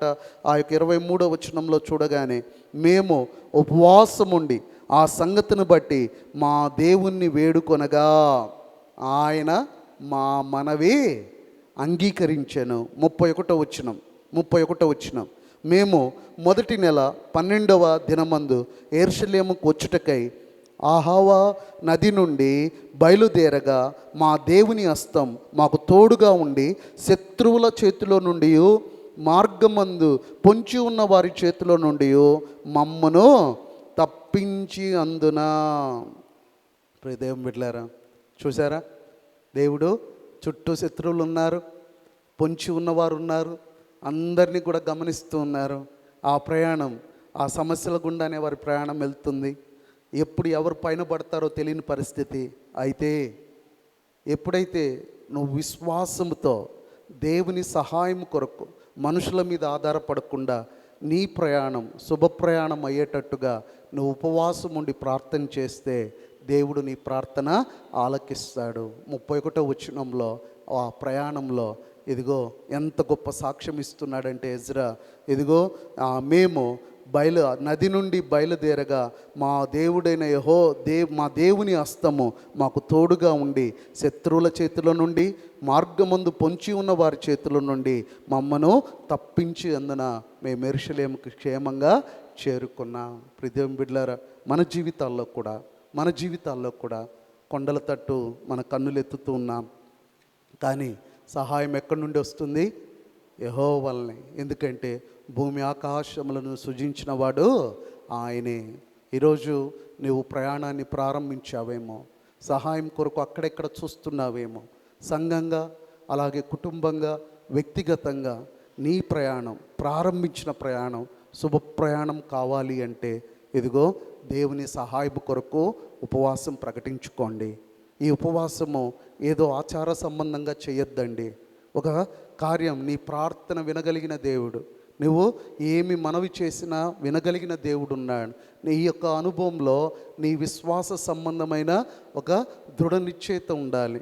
నా దేవుడు మేలు కొరకు ఆయన వైపు చూస్తే ఆయన హస్తం నాకు తోడుగా ఉంటాను. దాన్ని బట్టి ప్రార్థన చేయి. నీ ప్రయాణం ఎక్కడ నువ్వు ప్రారంభించావో చివరి వరకు ఆయన పొంచి ఉన్న శత్రువులు, దాచుకొని ఉన్న మాటు వేస్తున్న శత్రువుల చేతుల నుండి రక్షించగలిగిన దేవుని హస్తం నీకు ఎల్లప్పుడూ తోడుగా ఉండి శుభ ప్రయాణాన్ని ఇవ్వగలిగిన సహాయము ఆయన హస్తం నుండే మనకు వస్తుంది. మన ప్రయాణం శుభ ప్రయాణంగా కావాలి అంటే నీకున్న విశ్వాసమును బట్టి దేవుని సహాయం కొరకు నువ్వు ప్రార్థన చేస్తే నీ జీవితాన్ని, నీ ప్రయాణాన్ని అద్భుత రీతిగా ఆయన నడిపిస్తాడు. అటువంటి గొప్ప కృప దేవుడు మనకు దయచేయునుగాక. ఆమేన్.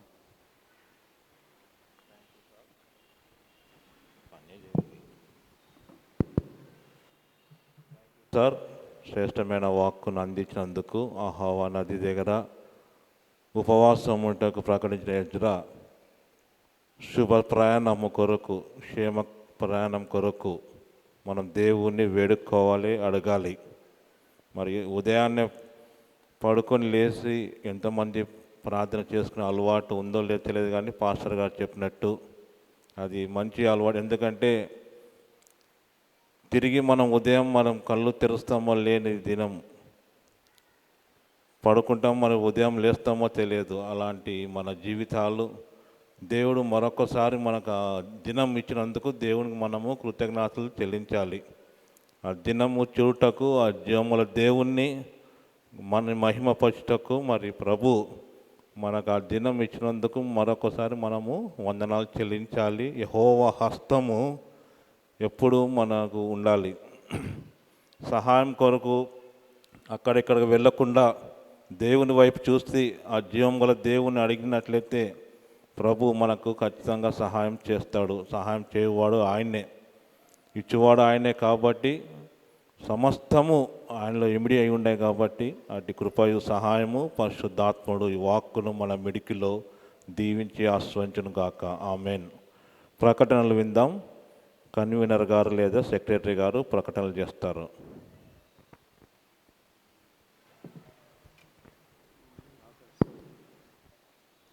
క్రీస్తునందు ప్రియమైన సంఘస్థులందరికీ వందనములు చెల్లిస్తున్నాను. ఈరోజు ఆరాధన కార్యక్రమంను అధ్యక్షులుగా ఉండి నడిపించినటువంటి రెవరెండ్ ఎస్ సజీవన్ క్రిస్టఫర్ సంఘ కాపరికి వందనములు. ప్రారంభ ప్రార్థన చేసినటువంటి శ్రీమతి ఏ బివులా చిట్టిబాబు గారికి కూడా వందనములు చెల్లిస్తున్నాను. మరి ప్రార్థన సమయాన్ని నడిపించినటువంటి సీనియర్ సంఘ కాపరి గారికి కూడా ప్రత్యేక వందనములు చెల్లిస్తున్నాను. బైబిల్ పఠనము చదివినటువంటి కుమారి శ్వేత గారికి కూడా వందనములు. మరి అదేవిధంగా ప్రత్యేక పాట పాడినటువంటి BYF అండ్ CCYF కొయర్ వారికి కూడా వందనములు. సందేశం వినిపించినటువంటి డాక్టర్ గంటా కరుణా సాగర్ గారికి కూడా ప్రత్యేక వందనములు చెల్లిస్తున్నాము. మరి ముగింపు ప్రార్థన ఆశీర్వాదం చేయువారు రెవరెండ్ ఎస్ విలియం స్టాంటన్ గారు ముగింపు ప్రార్థన ఆశీర్వాదం ఇచ్చెదరు. ఈరోజు స్పాన్సర్ చేయువారు జోయల్ సురేష్ బాబు గారు స్పాన్సర్ చేస్తున్నారు. మరి గిబ్సన్ హాల్లో టిఫిన్ ఏర్పాటు చేసినారు కాబట్టి అందరికీ అక్కడికి రావాల్సిందిగా కోరుచున్నాం. మరి రేపటి దినం యొక్క ప్రోగ్రాం యొక్క వివరములు. మరి రేపు అధ్యక్షులుగా ఉండి నడిపించేవారు రెవరెండ్ డాక్టర్ గంటా కరుణా సాగర్ గారు నడిపిస్తారు. ప్రారంభ ప్రార్థన చేయవారు కుమారి సోని. మరి ప్రార్థన సమయాన్ని జరిపించేవారు సీనియర్ పాస్టర్ సంఘ కాపరి గారు నడిపిస్తారు. బైబిల్ పఠనము చేయవారు శ్రీమతి కె కల్పలత గారు బైబిల్ పఠనం చేయుదురు. మరి ప్రత్యేక పాట సండే స్కూల్ చిల్డ్రన్స్ మరియు అనుష వారు ప్రత్యేక పాట రేపు పాడుతారు. మరి సందేశాన్ని వినిపించేవారు డాక్టర్ ఎస్ అజయ్ కుమార్ గారు రేపు సందేశాన్ని వినిపిస్తారు. ఆయననే రేపు స్పాన్సర్ చేయవారు. ఆయనే డాక్టర్ ఎస్ అజయ్ కుమార్ గారు రేపు స్పాన్సర్ చేయుదురు. ముగింపు ప్రార్థన ఆశీర్వాదం చేయవారు రెవరెండ్ ఎస్ సజీవన్ క్రిస్టఫర్ గారు రేపు ముగింపు ప్రార్థన ఆశీర్వాదం చేయుదురు. సకాలములో అందరూ వచ్చి దేవుని యొక్క ఆలయంలో దేవుణ్ణి ఆరాధించవలసిందిగా కోరుచున్నాను. Thank you sir. ప్రార్థన అనంతరము అందరూ గిబ్సన్ హాల్కు వెళ్ళినట్లయితే మీకు అక్కడ రిఫ్రెష్మెంట్స్ అరేంజ్ చేయబడినాయి. ముగింపు ప్రార్థన ఆశీర్వాదము మన సంఘ కాపరి రెవరెండ్ ఎస్ విలియం స్టాంటన్ గారు. అందరు నిలిచినట్లయితే ప్రార్థనలో ఏకీభవిద్దాం. మా పరిశుద్ధుడా జీవము గల తండ్రి, నీకు వందనాలు, స్తుతులు, స్తోత్రములు చెల్లిస్తున్నాం. ప్రభా, ఈ సాయంకాల సమయంలో శ్రేష్టమైనటువంటి సందేశం మాకు అందించావు తండ్రి. రెవరెండ్ డాక్టర్ గంటా కరుణా సాగర్ సార్ బట్టి నీకు వందనాలు. వారిని వారి కుటుంబాన్ని దీవించండి, ఆస్వాదించండి. అధ్యక్షుడిగా ఉండి మరి కార్యక్రమాన్ని జరిగించినటువంటి రెవరెండ్ సజీవ్ క్రిస్టఫర్ మాస్టర్ బట్టి నీకు వందనాలు చెల్లిస్తున్నాం. వారిని కూడా దీవించండి, ఆస్వాదించండి. ఈ కార్యక్రమంలో పొందినటువంటి ప్రతి బిడ్డను బట్టి నీకు వందనాలు. వారిని కూడా దీవించండి, ఆస్వాదించండి ప్రభా.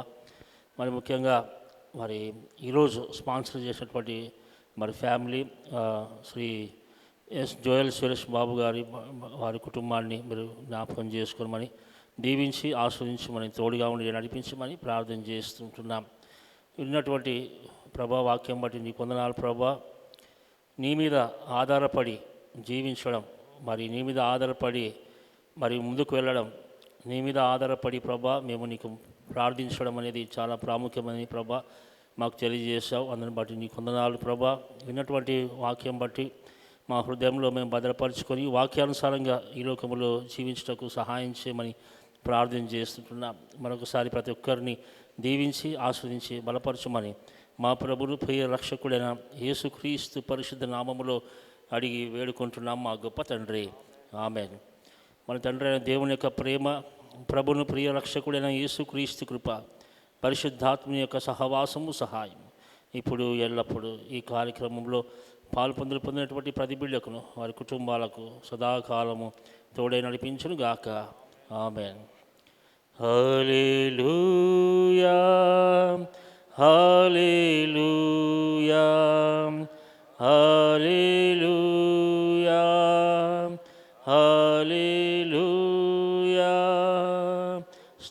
స్తోత్రం యేసు స్తోత్రం యేసు స్తోత్రం యేసు స్తోత్రం యేసు thank you Jesus thank you Jesus thank you Jesus thank you Jesus హల్లెలూయా హల్లెలూయా హల్లెలూయా హల్లెలూయా అందరికీ వందనాలు.